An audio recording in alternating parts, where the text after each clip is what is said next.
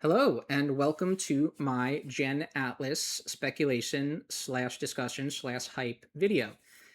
This has been a while coming. The trailer came out a few weeks ago at this point, and I've just kind of haven't found the right time to record it. I've taken a lot of time to gather all my thoughts and my notes on this. I have over 4 pages of notes, and these aren't just like each bullet point is a sentence. These are like each bullet point is a paragraph notes for this. And also interviews with Ueda kept coming out.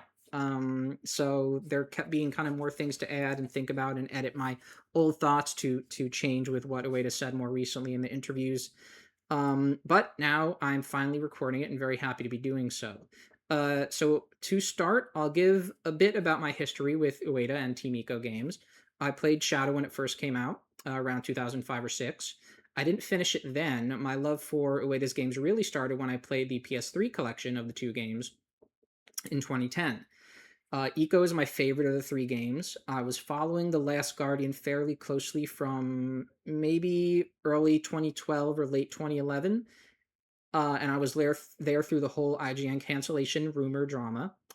Sometime before The Last Guardian's re-reveal in 2013, I started a Tumblr blog to build hype for the game. This became what is now known as Lands of Light and Dark, which had over 2,000 followers at one point. I was pretty proud of that. And it's still active when there's news. When there's not news, it's not so active. I don't use Tumblr that much. I'm also in Nomad's Discord. I'm not in any other Team Eco Discords right now, but if there are any good ones, I'd consider joining them. Like many of us, I flipped out when they revealed Project Robot at DGA 2023.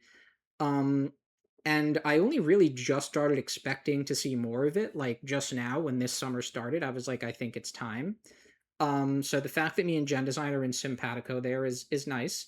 I think those of us who have been through the wait for The Last Guardian should have maybe learned to, be patient from that. And I thought it looked great since the first teaser. I think it still looks great now. And I think we should start there because that's not necessarily a given for an Ueda fan to think Gen Atlas looks great. If you've discussed with other Team Eco Ueda fans about this, you may have heard that. I really like seeing Ueda do something different. I really like how clear it is that this isn't even in the same universe as the other games. Of course, I deeply connected with the fantasy world that Ueda created, but he did that for 3 games, and he's always said that his game stories are built off of the gameplay. I think he clearly felt that the massively scaled up gameplay, the more complex thing he was doing here, matched with a more complex world with machinery and big facilities. In one of the recent interviews, he said he started from simply wanting to control a robot. That was the original idea, and everything else about the setting came from there, and that matches with what we've heard about the other games. Um, I was really thankful, that we got The Last Guardian, obviously. But even playing that game when it came out, finishing that game, shortly after that, I was already kind of thinking, what could a way to do next? I'm sure he has ideas that are on a bigger scale than this now. He was developing this game for like 9 years. Um, I really wanted him to see him go back to an open world. I speculated on my blog that Game 4, as I called it for a long time, would be an open world a while before anything was known about it. I was fairly certain that it would be an open world game. All of Ueda's games, they're iterative on what came before. Eco was a simple story with you and an AI companion solving puzzles. In Shadow of the Colossus, the puzzles are the Colossi. The companion is aggro. In The Last Guardian, well, people liked aggro more than Ueda expected, so the companion is now a massive animal who you climb on like a Colossus, but command like Yorda, and the game really functionally is like a bigger version of Eco. And now we're evolving on that even further. I think the major change here is that this might be the first Ueda game where you have full control over the giant ally. You control fully both the not only both you and the ally, but also both you and the giant. um, so to start analyzing the trailer from that, clearly the ally is the head. I think it's just going to be the one head that you're going to find at the beginning of the game. Apparently, you wake up on this mysterious planet, you don't have any memories, and you're going to use that head until the end of the game. I don't really think the robot will have a personality or any real emotional connection beyond you simply using it a lot. I think you can kind of see that in its design. It's when you first kind of look at it, it's like almost hard to like see where the human face is in there, and I think that's intentional. I think they really want it to appear like a machine or a tool and not, like a friend. Um, And I think the robots you fight and destroy, I don't think that's going to feel the same way as killing a Colossus. There might be music that plays when you destroy them, but I don't think it's going to feel the same way. And Ueda actually did say this in one of the more recent interviews with PC Gamer, that they're not meant to feel like the Colossus fighting these other robots. Um, so to talk about the Ueda interviews, I am, like I said, going to be going into a lot of stuff that I've said in interviews. And if you're watching this video, you may not have heard some of this stuff. And from that, I just want you to know if I say something with certainty, um, it's from Ueda. So even if you may not have heard it, if I'm like, this is what the game is going to be like, then that's from Ueda. I'll try to say when it's from Ueda, but just in case I don't, and if you'd like a source for any of that, you can ask me. I'll find the whichever interview it's from. I'll put it in the comments. If it is my own speculation, I'll also, of course, say so. And there aren't many other YouTubers who are making videos about this game. I've watched a couple videos from people, but just to be clear, any speculation is my own. They're my own ideas. If they are similar and match with other people, well, then that just means we're thinking along the same lines there. So, I think you will have a connection with the robot head. It's going to be with you throughout the entire game. It's just not going to be on the same level as with the companion characters in the past games. Because of that, it would not surprise me if this was the first Ueda game where the ally character conclusively dies at the end or is destroyed. Which does not happen in any of the other games, which have bittersweet endings, but the companion character, spoilers, does not die in any of them. The actual game flow of the game is still kind of a complete mystery. We kind of know what the very basics of the game will be like. You have things you're doing on foot, your ways of interacting with the world on foot. You have a gun, you have a boost jump, you can apparently double and even triple jump, and you can probably push and lift things like in the other games. But then you have your robot. You can find the head, obviously, you can fly it around. I do wonder if there is anything to do while flying, which could potentially be a pain point for people with the game. I think Ueda actually did say in one of the interviews that there would be some stuff to do and that he has thought about this aspect of it. So that makes me very glad to hear because, as an Ueda fan, you always, or, you start to, when you're looking up discussion for one of the games, go, what are the pain points for people? What way are they going to say it's janky? That's always the word that's used. What are they going to talk about? And I think when the new Ueda game is coming out, I think some of us are probably kind of preparing to hear whatever these complaints are going to be. But it's nice that Ueda is thinking about those too. So you're going to fly it around. You're going to attach it to different bodies to get different things accomplished. The main things we saw in the trailer for this were just fighting other robots, and then the shot where the robot drags like a massive piece of machinery or like a big pillar around. The trailer doesn't give a real indication of like the real purpose of any of these things. Obviously we're fighting the other robots so we can steal their bodies, but for what exact reason? Some of this has been made kind of clear in a grand sense, but the exact, the specifics of what we're going to be doing, why is that pillar being dragged? Where is it going? We haven't really seen anything like this. We haven't seen any of those basic tasks of what they're actually going to be in the game. There are obviously some other things in the game that you can ride on, like vehicles and even rockets.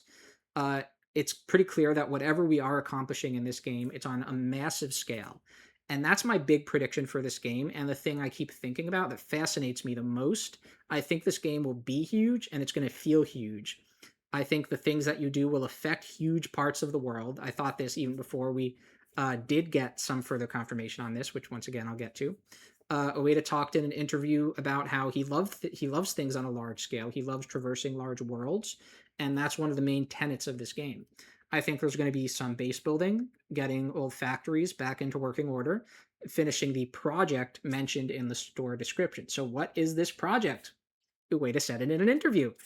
Um, he said, quote, the general premise is that the story takes place in a world where the planet's regeneration, which was originally underway, has stalled for some reason.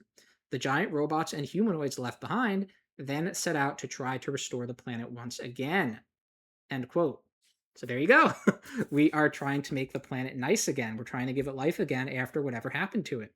This possibly clashes with a bit of my prediction that I'll talk about in a little bit, but I will get to that. Something really funny about this plot description is that this is hilariously kind of already more context than we are given in any of the other games aside from maybe Shadow. In Eco, we vaguely know what Yorda's purpose is from the Queen. Not really. In The Last Guardian, we vaguely know why the Tricos are kidnapping boys to bring to the Master of the Valley, but maybe not fully.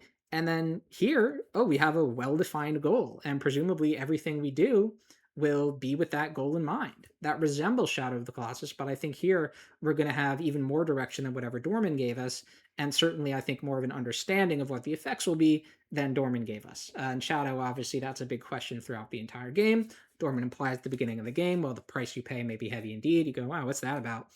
You know definitely get the idea that something bad is happening as you're going through the game, but you don't really find out till the end. I think we'll be finding out as we play with that rejuvenation.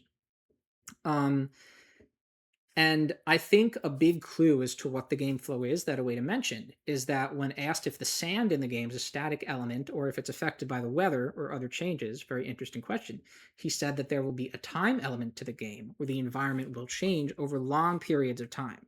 So I think it's not necessarily just the environment changing through what you're doing, but also changing over time. So my general prediction for Gen Atlas, what is the game? What do you do?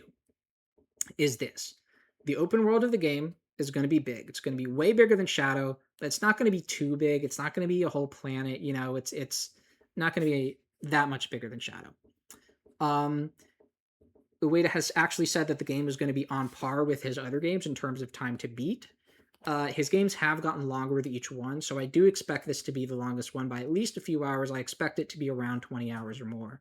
So occasionally, as you play, these storms of detritus will happen. And this is what we saw in the first teaser. This is what they chose to reveal the game to us with. It's a major element of the game, these big storms. There's going to be small storms and big storms. The teaser, I think, showed a small storm. These you react to in real time. You see them coming, you get in your robot head, you fly over it. As long as you fly fully over it, which in the teaser I don't think you did, you'll be okay. Once you've explored a lot of the open world and you've completed whatever the first major goal is in the game, you're going to get a notice there's a big storm coming. There's basically no way to escape this unless you leave the planet's atmosphere. But how do you do that? Of course, you build or fix a rocket to get off planet for a little while. You go up on the rocket, you go up over the atmosphere, maybe you go up on a little space, who knows. You might be up there for a day and then the storm passes and a lot's changed from it. But I think more likely you're up there in maybe suspended animation, or if you're a robot, you're just kind of waiting like a robot for a really long time. Months, years, decades, and the storm could last that entire time. And then when you go back down and it finally subsides, in many ways you have a whole new world to explore. Even though it's technically the same world that you've been in, maybe a lot's changed from there. Maybe some things you previously built have been destroyed, but maybe some new things have been uncovered. This sand has been, blown away by the storm, and now there's new things to find. Um, I kind of think there's probably going to be 3 or 4 of these phases in the game. Each of those phases, I think you're going to have multiple robots to fight, take over, do things with. And yeah, because of that, I think it pretty clearly will be Ueda's biggest game. So that's a lot of speculation. And, I don't want to create an idea where I'd be disappointed if it didn't happen. But based on what we've seen and heard, I'm pretty confident that the answer to the big question of what exactly do you do in Gen Atlas is going to be something like that. And yes, the recent reveal of the project being changing the environment, terraforming the planet, does kind of throw a wrench in my prediction, because the storms that I talked about, they can't damage things too much, or then all the work you do is just going to be undone by the storms. It's going to be for nothing. So I don't know exactly how things are going to work, but I'm pretty confident that the game flow is going to be something very similar to what I said. Ueda said that there's going to be multiple biomes in the game, so it's not going to be all deserty, which is nice to hear. The robot battles look really cool from what we've seen of them. Are going to be a major part of the game. The robots, I think, are going to have different weapons. They're going to move characteristically slow for robots. For Ueda, that's always been something he's tried to really focus on, the weight of these giant creatures and the kind of realism of the physics there. During these fights, you're going to be able to get out of your robot mid battle and jet around, and you can go in the enemy robot and shoot its neck, which is really cool. That to me that's such a complicated gameplay thing. there was one segment of The Last Guardian where you kind of had to do something like that, jump from one Trico to another while they're interacting. I think in this you're going to have to do that probably a lot. So you can see why this game is taking a while to make. I think they're going to be using a lot of what they learned about interacting with giant creatures during The Last Guardian's development for this. There are scenes where it seems like you can fly the robot head around without the player in it. So there's some kind of remote control, where we see the robot lugging that pillar around. That's another thing that the player is standing on the ground for that. And that opens up a lot of interesting gameplay possibilities. Um, Ueda has actually said that the robots don't move autonomously. So we are always controlling it in those scenarios. We are not commanding it like Trico. So that's kind of an important distinction. Um, this is a bit of speculation that doesn't really fit with anything else. The first shot of the trailer, I think, is important. When you see, Epic Games production, the creator of Eco Shadow Colossus The Last Guardian, behind that, there's what looks like maybe a spaceship or something sunken in water. And it looks different to me, just slightly in some way than the other infrastructure that we see in the trailer. It looks shiny, kind of like, Queen Amidala's ship from Phantom Menace or something. I think whatever that is, whether it's a ship or not, I think that is important. Um, so Ueda has said, to get back to discussing the gameplay, that there would be on-screen text in this game. That means a lot, on-screen text. I mean, that's something that in certain games is everywhere, is ever present. In previous Team Eco games, it has not been ever present. He said the robot head, that you'd be able to upgrade it. So how long it can fly, maybe how strong its connection is to the bodies, how easily that can be severed. Who knows exactly what that could mean, but I do think from those two things that this is going to be Ueda's first game with a lot of menus. I think, this is going to be something that is going to be a bit of a hard sell for some big Ueda fans. Because I agree that kind of one of the best things about his games is the immersiveness, and the lack of menus, the lack of HUD is a big part of that. Um, so I think he's going to really integrate this into the experience. These will be the in-universe menus for the robot, kind of like Death Stranding, where all the menus in the game are like this little holographic thing that Sam brings up on the handcuff or the ring in the second game. Um, and I think that this is kind of the reason why English, or rather whatever language you speak, is going to be the spoken language for the game.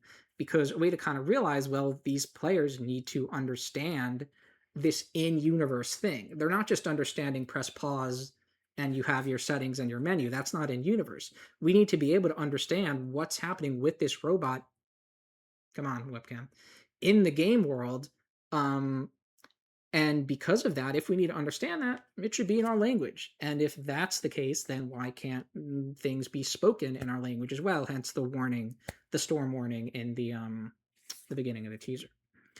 Uh, so this is interesting. A way to confirm that the robots, or maybe just our robot or all the robots, they do have a name. He said he wouldn't reveal it yet, which means I guess that they are not called Atlas, which you would think would be it. I'm sure we will see people speculating that they are called Colossus, which I guess is kind of possible. I'm not going to say it's not possible.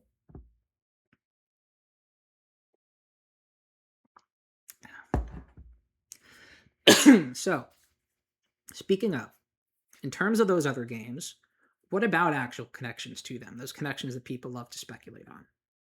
I've always been very against seeing those where they are. Excuse me.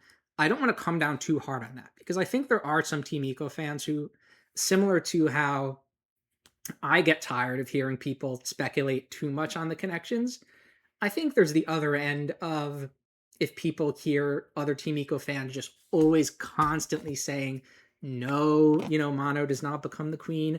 No, there's no connection between Trico and the Colossi, whatever, what have you. I understand that that can be a little annoying too. So I'm not going to come down on that too heavily.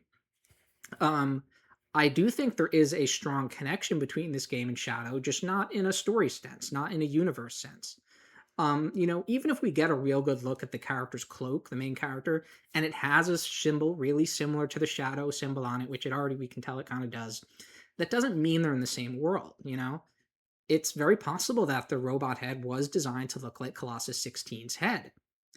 but I don't know what that would really mean if it was a genuine connection. Like let's first just consider that as either a reference or just similar concepts being designed in a similar way. Um, in Shadow of Colossus, the concept is let's design this final Colossus to be the most humanoid of them all, and then he also has horns. But he is made out of synthetic parts. He's made out of rock and he's made out of grass. In this concept, it's another synthetic creature that's supposed to look humanoid, but instead he's made out of metal and he has ears that flip up and they kind of look like horns. That's possible. That was just how that kind of shook out, and they were not really intended to be the same. This is a sci-fi game with the English language in it. There might be strong gameplay and visual parallels to Shadow, but they're going to be just that, most likely, just parallels. The way to confirm this, actually, in Game Informer's interview, he's pretty much already said that there's no real connection, but that the games are very strongly connected already. I think, Western audiences maybe don't understand that there can be that level of connection between two products by the same creator without them actually taking place in the same universe. I think there is some kind of weird disconnection there where in Japan, all the way back to Osamu Tezuka, he used to just reuse characters in his works, like just for fun. You know, like Mickey Mouse having different jobs in early Disney cartoons. He would just reuse characters, and they come in. It would be like pretty much the same person, but they'd have a different job and they'd be a different guy. And so, I think that maybe Japanese audiences can just kind of implicitly understand that and like know not to look too deep into that more than Western audiences do. That's just some speculation. Um, and I think that, when we play this game, we shouldn't necessarily be surprised if the enemy robots are like similar in number to the Colossi, each have different features and challenges like the Colossi. I think that's pretty obviously going to happen. But, I think that even those of us who do really want there to be connection to the other games are sort of realizing from this new trailer that there probably isn't. And I'm going to give them time to go through that. We're seeing a lot of discussion on that now. I think as the game gets closer to release, people are going to sort of come to terms with it. This is a fully different thing. And if you're disappointed at the prospect of there being no real connection to the other games beyond just like these references or these stylistic choices that are similar, let me just say this, and maybe you can think about this. We all had our first Ueda game at some point, and when you played that game, did you do it looking for connections to other games that you hadn't even played? No. People who played Eco when it released didn't have any other games to connect it to. Shadow was many people's first Ueda game. It gave a lot of people who were playing it without any conception of what Eco was a lot to speculate on. Shadow isn't just a great game that gives you a lot to think about only if you've played Eco. It still is, even if you haven't played Eco. The games work extremely well on their own. Any connections that there are, they're a bonus. Even at the end of Shadow, Wander getting turned into a baby with horns, that isn't just a wow moment for people who have played Eco. It's definitely more impactful if you have played it, but it's also showing that Wander's efforts have exacted a great cost on him, one that will have to be forgiven in future generations, and that is impactful even if you haven't played Eco. So when you play Gen Atlas, I want you to think about its own world and its own universe, and probably don't try to connect it to a world that's in an entirely different genre, or if you do, just have fun with it. Don't be too serious about it. Um, so to briefly touch on the concept art with the girl and the ogre, if we're talking about connections to previous things, well, let's talk about the connection to the early days of Gen Atlas itself, because people might be curious about what's the deal with that. I think it's pretty clear at this point that art was made during this sort of ideation slash prototyping phase where Gen Design, they were making different playable prototypes for things they were thinking about. We knew that they were doing this at some point. Um, I personally don't think any of that is remaining in the game that we're getting. Uh, and I wonder if that the girl and giant concept art may actually have evolved into Gen Atlas. It's possible that maybe this girl had a high degree of connection slash control over this ogre in a different way to have the boy interact with Trico. And maybe they would go around together and do things in a fantasy world that ended up evolving into Gen Atlas and doing things in a sci-fi world. I would kind of like to see the girl and ogre in Gen Atlas. I think that would be cool if they could somehow do that, but I think it's very unlikely. that's kind of the end of my speculation on the game itself. There's a couple other things I do want to discuss. First, Epic Games. So Epic is the publisher of Gen Atlas. It's going to be exclusive to the Epic Game Store on PC as part of this deal, as well as coming to Xbox and PlayStation, which is where I'm going to play it. I'm a PlayStation guy.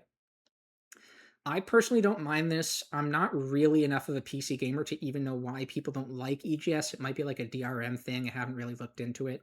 I know Epic as a company has issues. I know that. Um, but it really seems to me like all they're doing is footing the bill for Gen Design to finish the game. They already did this with Alan Wake 2, which was a game people loved. I think it's kind of interesting how people have largely forgotten since its release that Alan Wake 2 was an Epic Games published game. Gen Atlas, I think, is going to be really the first game that's going to be remembered as an Epic Games published game. And that brings with it some challenges. Excuse me. When Gen Atlas started development, to give a little history, it was purely in house. Gen Design was not connected to Sony anymore, they were doing their own thing. Part of its development was then funded by an investment fund called Kowloon Knights. They also funded Sifu and Another Crab's Treasure, which, of course, are much smaller games. And this probably got Gen Atlas pretty far in development, but like I've said, this is going to be a big game. They needed Epic's help to finish it. I don't think Epic has impacted the game in any important way. Ueda confirmed that they did not ask for the shooting to be added or anything else to be added for the game. I've seen people speculate on that. I'm glad Ueda confirmed it. I don't think there's many negatives to Epic being the publisher. However, I do expect to see a Gen Atlas Fortnite character emotes and a robot head back bling, though. So I think we can expect that. Um, so I've defended nearly everything about Gen Atlas. I've defended the sci-fi theme. I've defended the use of guns. I will defend the use of menus when it becomes clear that that's going to be a thing. So you might ask, well, what didn't you like about the teaser? I'm not a huge fan of the music. They use a track that's already existing, which I'm kind of happy about because it means that the actual music has a chance at being different. But they did say they picked the music very carefully in this, so I don't know. I'd love to see a returning composer from the past games, but I kind of doubt that's going to happen, and I'm sure whoever they get will be good.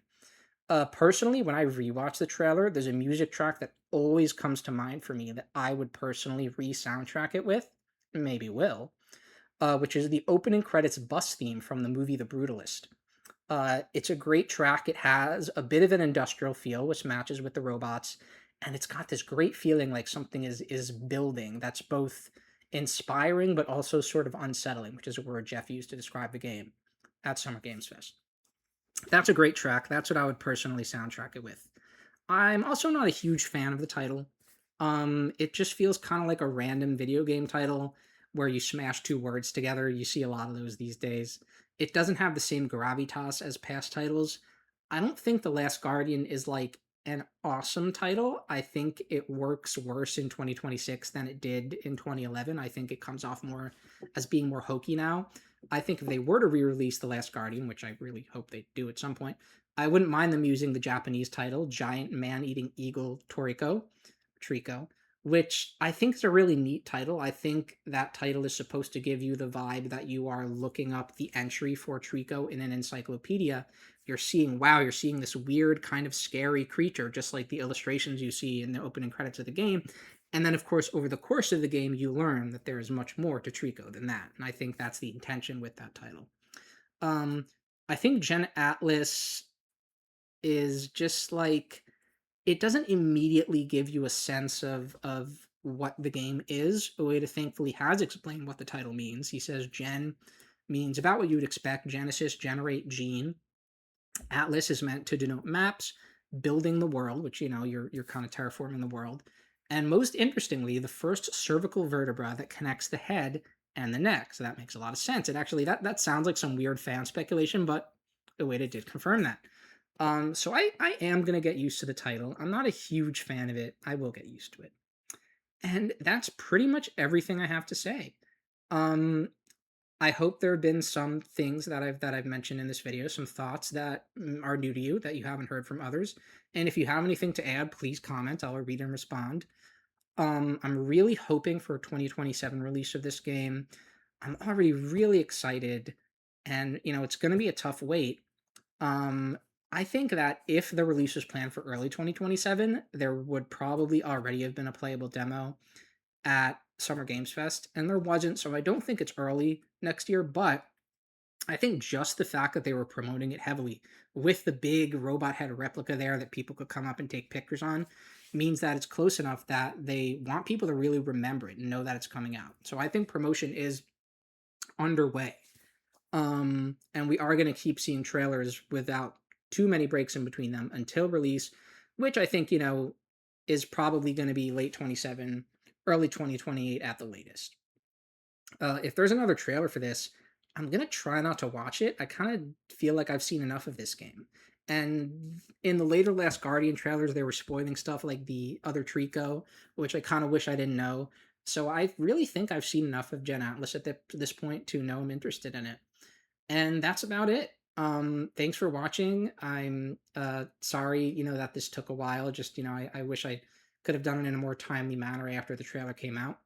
But I think it was good to have time to get all my thoughts in order and use those Ueda interviews, which had a lot of interesting stuff in them. So please comment, please discuss, and it's going to be great to go through this period together of something we don't often get to go through of hype for an Ueda game that I'm sure is going to be another great one from him and the team at Gen Design. So that's it. Thanks for watching.